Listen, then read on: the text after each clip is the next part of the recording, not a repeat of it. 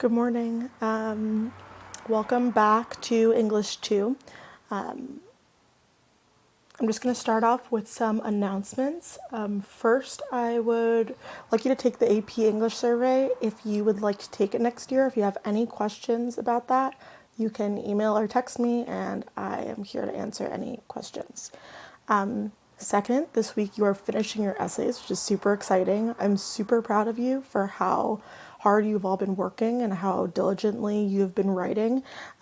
Your essays are coming out amazingly, and just keep feeling confident in them, and you are really in your final stretch of finishing them.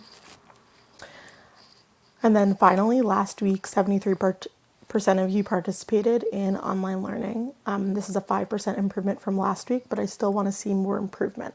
And as a result, because of this improvement, third period, you had the most participants and grew the most. So you had 20 participants the week before last, and last week you had 25.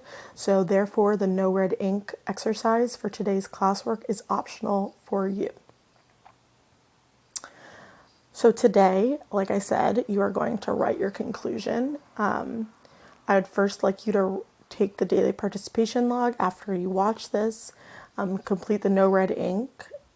Although third period, you do not have to complete the no red ink. Every other period, you should still do it.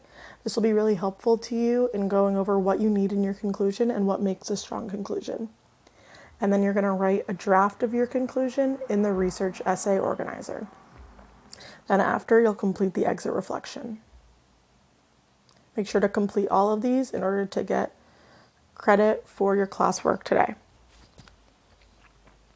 And then if you need to contact me or set up a meeting with me, you can text me, email me, come to office hours at 1:30 or every day except for Wednesday this week, or sign up for a meeting with me.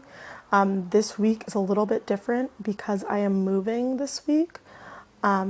So because of that, I have much more limited time in which I can meet with you. So please bear with me and just text me and try and set up a meeting with me during a time that works for you. And that way I can help you complete your essay this week.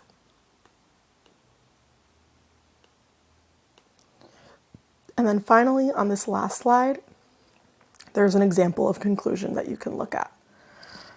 Your conclusion must restate the thesis in a new way, answer so what, have a call to action, or basically say what you think should be changed about your topic.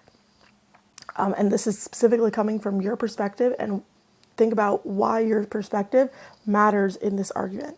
And then finally, I use effective transitions, and I've highlighted each of those portions here.